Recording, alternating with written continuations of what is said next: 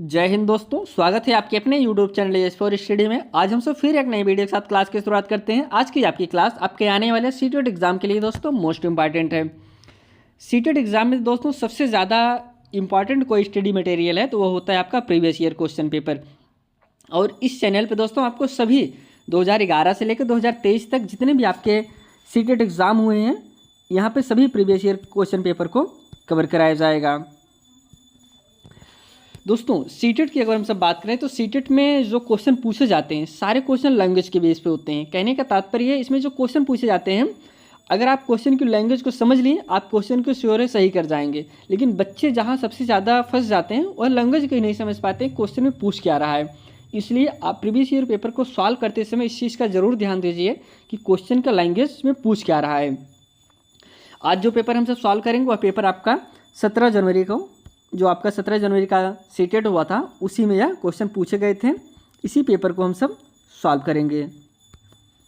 इसमें हम सबसे पहले सीडीपी को कवर करेंगे, उसके बाद हम सब जो आपके अदर सब्जेक्ट हैं उनको कवर करते हैं। दोस्तों अगर आप इस चैनल पर नए हैं तो चैनल को सब्सक्राइब ज़रूर कर लीजिए। यहाँ पे आपको सभी जो 2011 से लेकर 2023 तक जितने भी आपके सीटेट एग्ज़ाम हुए हैं सबको यहाँ पे प्रीवियस ईयर क्वेश्चन पेपर को कवर कराया जाएगा। साथ में साथ नए कंटेंट भी आप सबके लिए उपलब्ध कराए जाएंगे। आइए चलिए आगे बढ़ते हैं दोस्तों और क्लास की शुरुआत करते हैं। यह क्लास दोस्तों पेपर 2 के लिए है। पेपर 1 के लिए आपको इसी प्लेलिस्ट में 50 से ज़्यादा वीडियो अपलोड कर चुके हैं, उसको आप देख सकते हैं। आइए चलिए आगे बढ़ते हैं दोस्तों। यहाँ से दोस्तों सीडीपी के क्वेश्चन शुरू होते हैं। सीडीपी में टोटल 30 क्वेश्चन पूछे जाते हैं, जिसमें से दोस्तों 15 क्वेश्चन आपके आते हैं चाइल्ड डेवलपमेंट से और 15 क्वेश्चन आपके आते हैं पेडागोजी से। पहले क्वेश्चन की तरफ हम सब बढ़ते हैं। विकास के बारे में निम्न में से कौन सा कथन सही है? पहला ऑप्शन है विकास एक समान होता है। सेकंड ऑप्शन है विकास बिल्कुल अप्रत्याशित है। थर्ड ऑप्शन है विकास में व्यक्तिगत भिन्नताएं होती हैं। लास्ट ऑप्शन है विकास विशिष्ट से सामान्य की ओर बढ़ता है। इसमें जो कि आपका राइट आंसर होगा दोस्तों option number C is correct answer. विकास में व्यक्तिगत भिन्नताएं होती हैं। कहने का तात्पर्य दोस्तों दो बालकों का विकास एक जैसा नहीं हो सकता, उसमें कुछ न कुछ भिन्नताएं पाई जाती हैं, इसलिए option C is right answer. अगले क्वेश्चन पे बढ़ते हैं। अगला क्वेश्चन कथन कारक से संबंधित है। सबसे पहले हम कथन ए को समझते हैं। स्कूलों में मिड डे मील भोजन की व्यवस्था से छात्रों का बेहतर पोषण व स्वास्थ्य सुनिश्चित हो सकता है। इसमें जो तर्क दिया गया है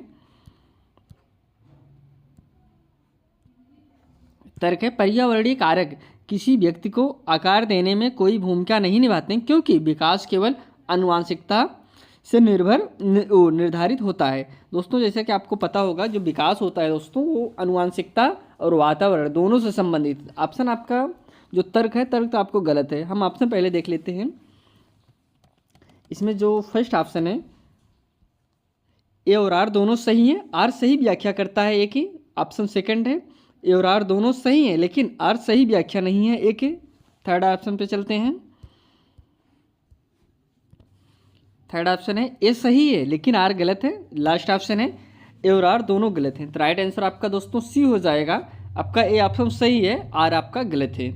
अगले क्वेश्चन पे बढ़ते हैं। समाजीकरण की द्वितीयक संस्था के रूप में स्कूल का क्या प्रमुख उद्देश्य है? फर्स्ट ऑप्शन है बच्चों को घर से अलग कर देना, बच्चों के घर में सीखी बातों का पूर्ववत करना। ऑप्शन दोस्तों इसमें जो सी है करें बच्चों द्वारा घर में सीखी गई बातों का खंडन करना। फिर लास्ट ऑप्शन है परिवार का विस्तार जिससे बच्चों की परिचित चीज़ों को आगे बढ़ाया जा सके। तो राइट आंसर आपका यही हो जाएगा दोस्तों ऑप्शन नंबर डी, परिवार का विस्तार जिससे बच्चों का परिचित चीज़ों को आगे बढ़ाया जा सके। दोस्तों जो स्कूल होता है बच्चे का स्कूल होता है तो वह समाजीकरण का द्वितीयक संस्था के अंतर्गत आते हैं। अगर हम सब प्राथमिक संस्था की बात करें तो जिसमें बालक का परिवार हो गया, पड़ोसी हो गए, यह सब प्राथमिक संस्था के अंतर्गत आते हैं। द्वितीयक संस्था के अंतर्गत मीडिया, विद्यालय, ये सब द्वितीयक संस्थाएं। नेक्स्ट क्वेश्चन पे बढ़ते हैं।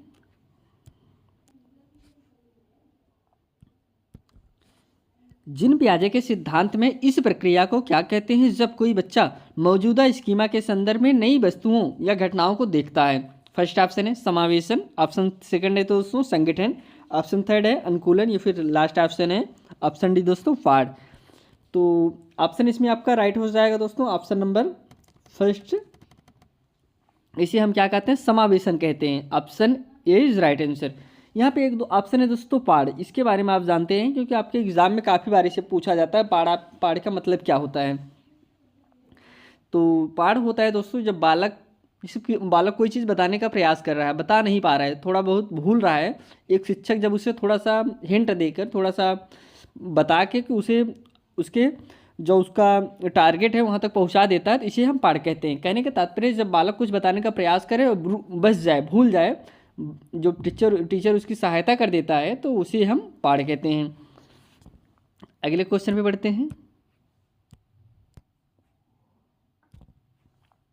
पहले खाली जगह है में बच्चों विभिन्न प्रकार की समस्याओं को सुलझाने के कौशल पा लेते हैं परंतु निगमनात्मक सोच नहीं कर पाते। फर्स्ट ऑप्शन है संवेदी चालक अवस्था में, ऑप्शन सेकंड है मूर्त संक्रियात्मक अवस्था में, ऑप्शन थर्ड है पूर्व संक्रियात्मक अवस्था में, या फिर लास्ट ऑप्शन है अमूर्त संक्रियात्मक अवस्था में।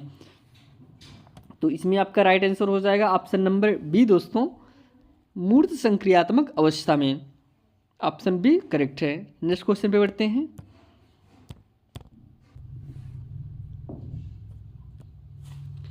कोहलर वर्ग के अनुसार नैतिक विकास के पूर्व पारंपरिक स्तर की क्या विशेषता है। फर्स्ट ऑप्शन है इस बात पर ध्यान देना कि सांस्कृतिक कारक और लिंग नैतिक विकास को कैसे प्रभावित करते हैं। ऑप्शन सेकंड है अच्छा या बुरा नियमों का पालन या अवज्ञा के परिणामों से निर्धारित होता है। ऑप्शन इसमें थर्ड है व्यक्ति अपने कार्यों के परिणामों पर ध्यान केंद्रित करने के बजाय दूसरों की अपेक्षाओं को बनाए रखने का प्रयास करते हैं। ऑप्शन लास्ट है स्वयं चुने हुए नैतिक सिद्धांतों का पालन करना जो सार्वभौमिक हैं। तो इसमें आपका राइट आंसर हो जाएगा ऑप्शन नंबर बी, अच्छा या बुरा नियमों का पालन व अवज्ञा के परिणामों से निर्धारित होता है। B is right answer. अगले क्वेश्चन पे बढ़ते हैं। वाइगोस्की के सामाजिक सांस्कृतिक सिद्धांत में विश्वास रखने वाली एक शिक्षिका को फर्स्ट ऑप्शन है विद्यार्थियों के बीच अंतःक्रिया व संवाद को हतोत्साहित करना चाहिए। ऑप्शन सेकंड है जरूरत पड़ने पर उपयुक्त पाठ देना चाहिए, या फिर ऑप्शन थर्ड है इसमें दोस्तों विद्यार्थियों के व्यवहार को विनियमित करने के लिए इनाम व सजा का उपयोग करना चाहिए। फिर लास्ट ऑप्शन है विद्यार्थियों को उद्दीपन व प्रतिक्रिया के बीच अनुबंधन स्थापित करने के लिए प्रोत्साहित करना चाहिए। इसमें जो कि आपका करेक्ट आंसर हो जाएगा option number B is right answer, जिसमें पाठ की बात कर रहे हैं। जरूरत पड़ने पर उपयुक्त पाठ देना चाहिए। तो वही दोस्तों पाठ का मतलब होता है बालक कुछ बताने का प्रयास कर रहा है और वह नहीं बता पा रहे, आप थोड़ा सा उसे हिंट दे दीजिए वो बता लेता है, इसे हम पाठ कहते हैं। Option B is correct answer. अगले क्वेश्चन पे बढ़ते हैं।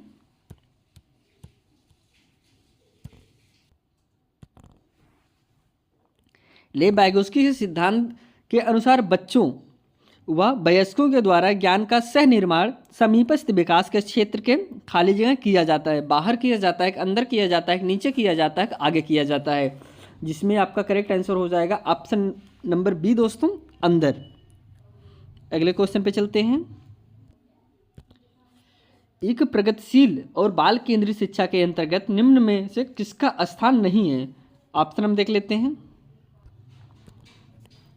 डिजिटल तकनीकी व शिक्षण अधिगम सामग्री का प्रयोग। ऑप्शन सेकंड है दोस्तों क्रियात्मक खेल खोज व अनुभवों से सीखने पर बल के देना। ऑप्शन थर्ड है केवल संरचित पाठ्यक्रम समाप्ति पर बल देना, या फिर लास्ट ऑप्शन है लोकतांत्रिक व स्वतंत्र अभिव्यक्ति के साथ छात्रों की सक्रिय भागीदारी। राइट आंसर इसमें आपका सी हो जाएगा दोस्तों। इसमें नहीं पूछा गया है, तो केवल संरचित पाठ्यक्रम समाप्ति पर बल देना। Option C is correct answer. Next question पे बढ़ते हैं। अगला जो क्वेश्चन है इसमें मानकीकृत परीक्षणों के उपयोग से बुद्धि लब्धि आईक्यू की अवधारणा के द्वारा बुद्धिमत्ता का पता लगाने के बारे में एक प्रमुख चिंता यह है कि खाली जगह है।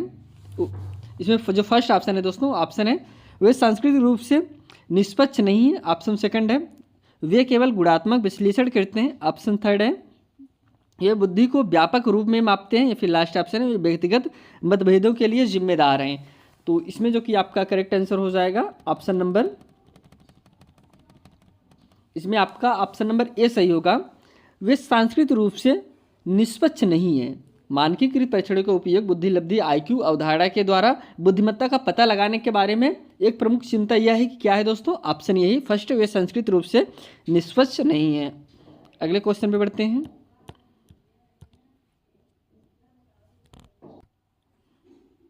अगला क्वेश्चन दोस्तों कथन कारक से है।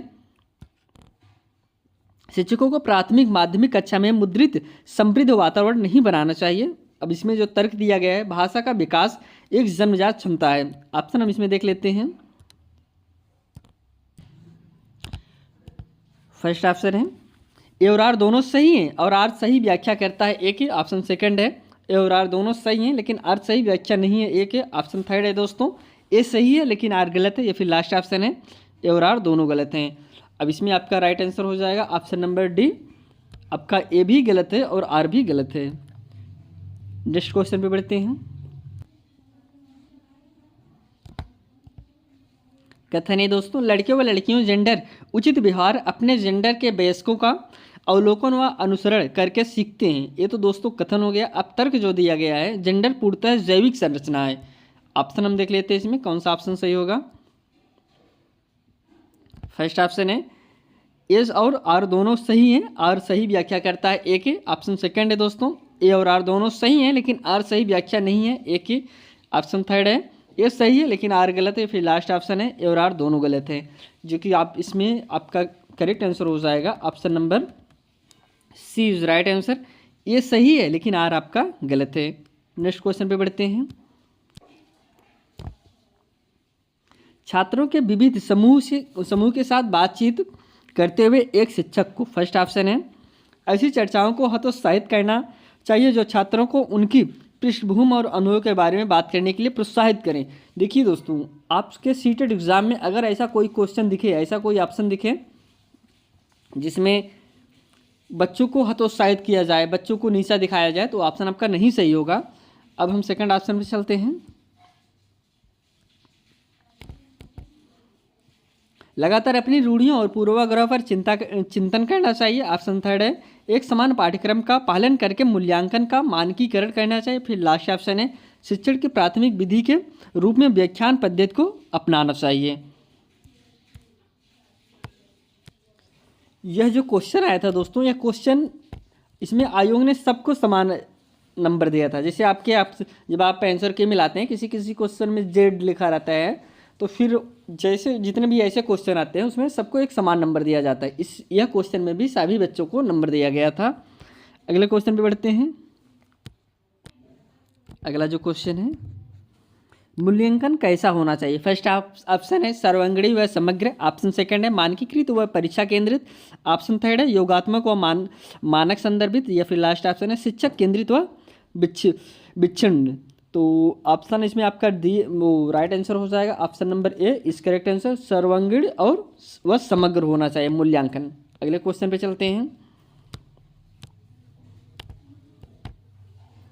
निम्न में से कौन से अभिलक्षण एक समालोचनात्मक विद्यार्थी के नहीं है, इसमें नहीं पूछा गया। फर्स्ट ऑप्शन है खुली मानसिकता व जिज्ञासु प्रवृत्ति। ऑप्शन सेकंड है आंख बंद करके निर्देशों का पालन करना। अगले ऑप्शन पे चलते हैं। स्पष्टीकरण के लिए प्रश्न पूछना। फिर लास्ट ऑप्शन है स्रोतों की विश्वसनीयता का आकलन। इसमें जो कि आपका करेक्ट आंसर बी हो जाएगा दोस्तों, option B is correct answer, आंख बंद करके निर्देशों का पालन करना। इसमें नहीं पूछा गया तो नहीं मतलब यही आपका ऑप्शन गलत होगा और गलत गलत के साथ चला जाएगा। नेक्स्ट क्वेश्चन पे बढ़ते हैं।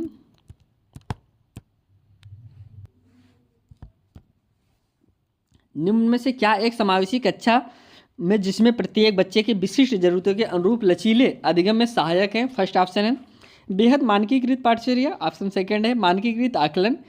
ऑप्शन सी है दोस्तों सीखने का सार्वभौमिक अविकल्प। ऑप्शन डी है इसमें एक समान व योगात्मक मूल्यांकन। राइट आंसर इसमें आपका ऑप्शन सी हो जाएगा, सीखने का सार्वभौमिक अविकल्प। Option C is correct answer. अगले क्वेश्चन पे बढ़ते हैं। विविध शिक्षार्थियों के समूह में शिक्षकों को बहुसंस्कृत शिक्षा का अभ्यास किस तरह कराना चाहिए। फर्स्ट ऑप्शन है एक समान हुआ और मानकीकृत पाठचर्या सुनिश्चित करके। दोस्तों मानकीकृत की बात नहीं होगी, ऑप्शन मानकीकृत जिस भैया ऑप्शन में रहेगा वो आपका गलत हो जाएगा। ऑप्शन सेकंड है दोस्तों, इसमें जो सेकंड ऑप्शन है एक समान और मानकीकृत आकलन सुनिश्चित करके। ऑप्शन इसमें जो आपका थर्ड है संस्कृत पृष्ठभूमि के आधार पर अलग अलग एक मिनट दोस्तों, बच्चों की सांस्कृतिक पृष्ठभूमि के आधार पर अलग अलग संकाय बनाकर। या फिर लास्ट ऑप्शन है कक्षा का ऐसा लोकाचार बनाकर जहां हर बच्चा अपनेपन की भावना महसूस करें। दोस्तों जाहिर सी बात है यह जो ऑप्शन है यह बच्चे के लिए पॉजिटिव है, तो ऑप्शन आपका डी ही सही होगा। ऐसा माहौल बनाएं जहां हर जिस भी संस्कृति का बच्चा आया हो वो अपने आप को अकेला ना समझे, सब अपने एक दूसरे की भावना अपने मिलजुल कर काम करें। Option D is correct answer. अगले क्वेश्चन पे बढ़ते हैं।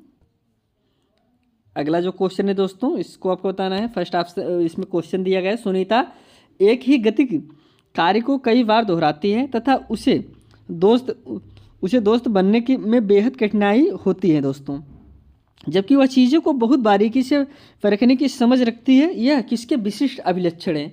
स्वलीनता कहें, पठन वैकल्य कहें, लेखन वैकल्य कहें, या फिर ध्यान न्यूनतम अतिक्रियाशीलता विकार पर हैं।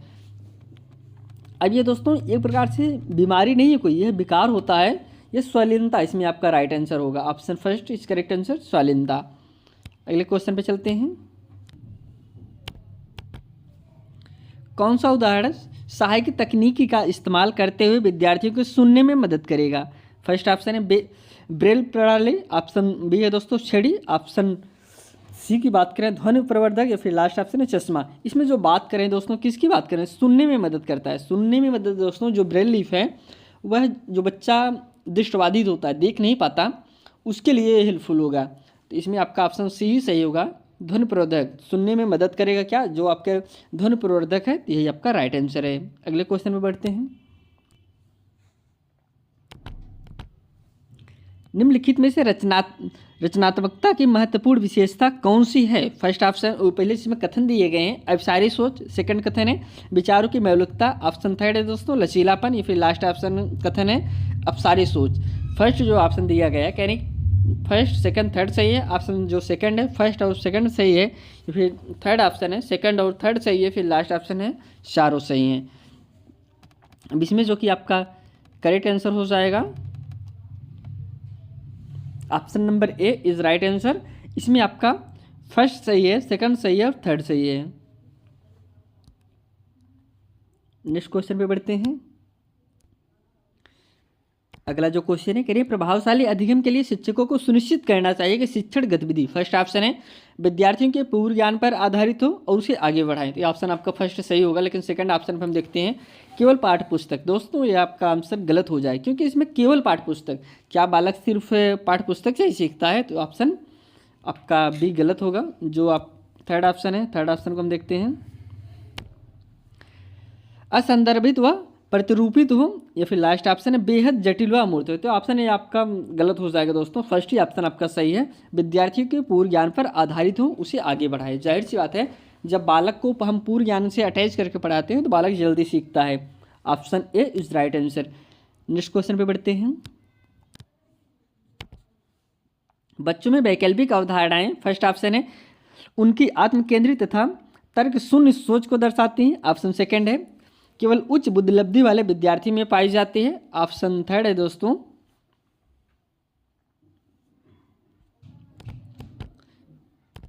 ऑप्शन थर्ड है सीखने की प्रक्रिया में बाधा डालती हैं तथा उन्हें दंडित करना चाहिए, ऑप्शन लास्ट है बच्चों की अपने आसपास की घटनाओं के बारे में बनाए सहज सिद्धांतों को दर्शाती हैं।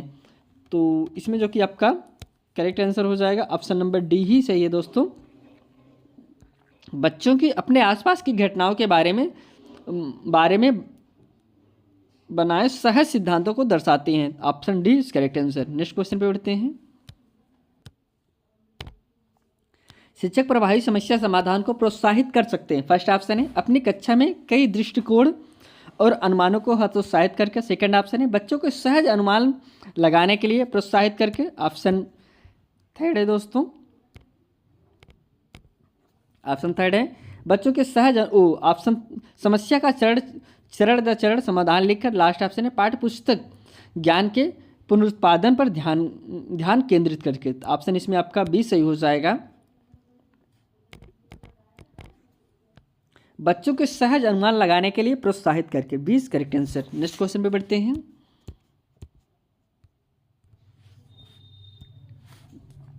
एक कम उपलब्धि वाले बच्चे की कक्षा शिक्षक के रूप में आपको निम्नलिखित में से कौन सी रणनीति सबसे अधिक उपयोगी लगती है। फर्स्ट ऑप्शन है विद्यार्थियों को उसकी कम उपलब्धि पर एक लंबा व्याख्यान देना। सेकंड ऑप्शन है उसकी कम उपलब्धि के कारणों की पहचान करने का प्रयास करना और अल्पकालिक कर सकने योग्य लक्ष्य निर्धारित करना। या फिर ऑप्शन सी है, एक मिनट दोस्तों, ऑप्शन सी है स्कूल प्रबंधन को आवश्यक कदम उठाने के लिए कहना, जैसे कम उपलब्धि वाले छात्रों के लिए अलग संकाय बनाएं। ऑप्शन लास्ट है बच्चे के माता पिता को बताना और उन्हें बताना कि उनके बच्चे में कोई क्षमता नहीं है, इसलिए बच्चे को एक अलग स्कूल में डालें। तो ऑप्शन आपका गलत हो जाएगा दोस्तों। ऐसा नहीं, अगर कोई गार्जियन आपके विद्यालय में बच्चों को पढ़ने के लिए भेजा है तो आप उसे ही बुला के कहेंगे बच्चा नहीं सीख पाएगा, तो ये आप कह नहीं सकते। ऑप्शन आपका सी भी गलत हो जाएगा। अगले ऑप्शन पे हम देख लेते हैं। इसमें जो आपका करेक्ट आंसर होगा ऑप्शन नंबर बी ही सही होगा दोस्तों। उसकी कम उपलब्धि के कारणों की पहचान करने का प्रयास करना और दोस्तों अल्पकालिक कर सकने योग्य लक्ष्य निर्धारित करना। Option B is right answer. अगले क्वेश्चन पे बढ़ते हैं। बच्चों में अवधारणात्मक समझ को सक्षम करने के लिए इनमें से कौन सी महत्वपूर्ण गतिविधि है। फर्स्ट ऑप्शन है संवाद है। ऑप्शन सेकंड है दोस्तों व्याख्यान है। ऑप्शन थर्ड है प्रत्यक्ष निर्देश है। या फिर लास्ट ऑप्शन है दोस्तों पुरस्कार है।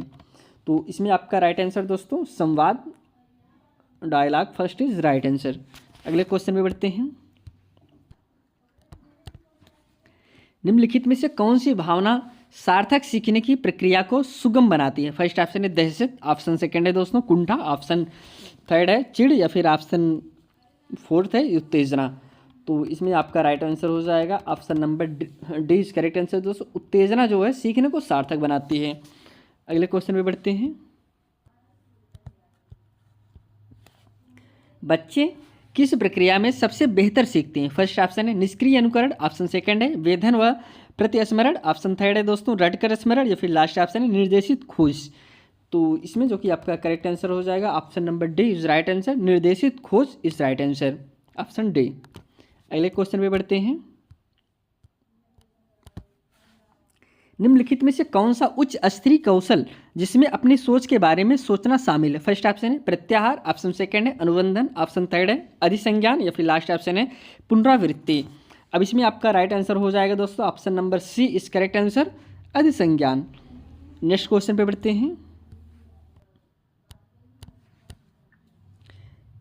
शिक्षक बच्चों को आंतरिक रूप से अप्रेरित होने के लिए क्या कर सकते हैं। फर्स्ट ऑप्शन है अनुबंधन के तरीके का प्रयोग करें। ऑप्शन सेकंड है उचित पुरस्कार देना। ऑप्शन थर्ड है दोस्तों दंड का प्रयोग करना, विद्यार्थियों की अभिरुचि को ध्यान में रखना। अब इसमें ऑप्शन अगर आप देखेंगे दोस्तों जो आपका पुरस्कार देकर दंड देकर तो हो ही नहीं सकता, और आपका ये भी गलत है। तो आपका राइट आंसर इसमें डी हो जाएगा, विद्यार्थियों को अभिरुचि को ध्यान में रखकर दोस्तों। Option D is correct answer. यहाँ पे आज हम सब सीडीपी के 30 क्वेश्चन कवर किए हैं जो कि आपके प्रीवियस ईयर क्वेश्चन पेपर थे, और जो कि आपके 17 जनवरी 2023 को जो आपका सीटेट एग्जाम हुआ था उसी में ये क्वेश्चन पूछे गए थे। दोस्तों अगर आप इस चैनल पर नए थे चैनल को सब्सक्राइब जरूर करिए। यहाँ पे आपको 2011 से लेकर 2023 तक जितने भी सीटेट एग्जाम हुए हैं सबको यहाँ पे कंप्लीट कराया जाएगा। अब इसी के साथ यह क्लास यहीं समाप्त करते हैं। आपसे फिर एक नई वीडियो में मिलते हैं, तब तक के लिए दोस्तों धन्यवाद।